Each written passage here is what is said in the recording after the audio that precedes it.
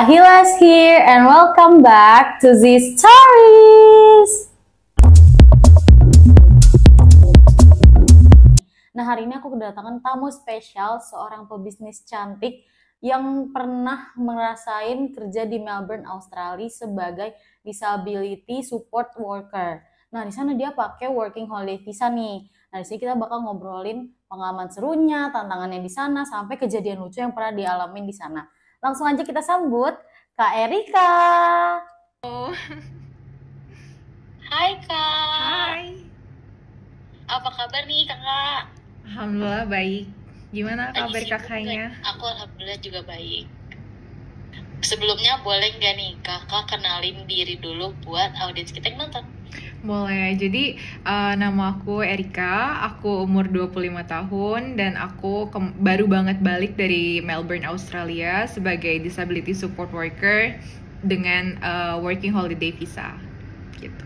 Wow, nah aku kepo deh Kak, gimana awal kepikiran buat apply working holiday visa itu? Nah, jadi sebelumnya aku tuh udah punya bisnis dari kuliah. Keluarga aku tuh ekonominya lagi jatuh banget, jadi aku harus ngebiayain hidup aku sendiri. Jadi aku bikin bisnis aku, dan alhamdulillahnya sama Tuhan dikasih jalan buat grow, nyampe aku bisa dapetin 1 miliar pertama aku dari bisnis aku pertama. Oh, Nah, keren banget. jadi saat itu aku punya tabungan masa depan yang aku keep buat lanjut sekolah atau buat model bisnis aku. Cuman ada di titik dimana aku harus ngerelain tabungan masa depan aku buat bantuin bayarin utang keluarga aku. Karena rumah yang keluarga aku tempatin tuh udah hampir disita bank dan lain-lain. Jadi kayak saat itu cuman aku yang bisa jadi penolong mereka gitu. Mikir gimana ya cara buat balikin uang tabungan aku yang gak sedikit itu. Dan saat itu kondisi mental aku tuh tidak memungkinkan untuk aku lanjutin bisnis karena aku bener-bener sempet di depresi berat. Nyampe aku harus ke psikolog. Dan akhirnya aku setelah lulus, aku sempat solo travel dulu selama 8 bulan keliling Asia Tenggara.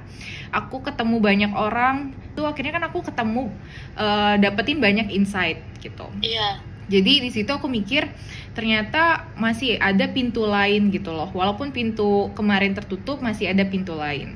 Aku ketemu sama orang yang ternyata dia itu punya kakak yang pernah working holiday visa dan dia bilang gaji di sana tuh sangat memanusiakan manusia. Kamu bisa sejahtera, kamu bisa nabung banyak.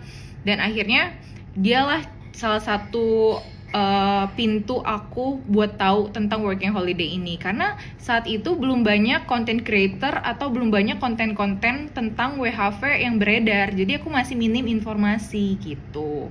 Untuk WHV ini aku modal habis 50 juta lebih.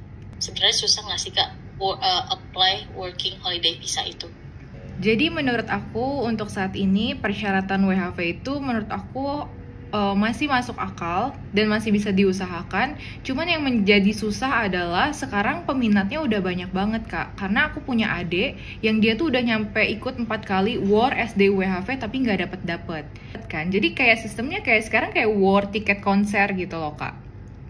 Tapi Kak, sebagai disability support worker itu kerjanya ngapain aja sih Kak?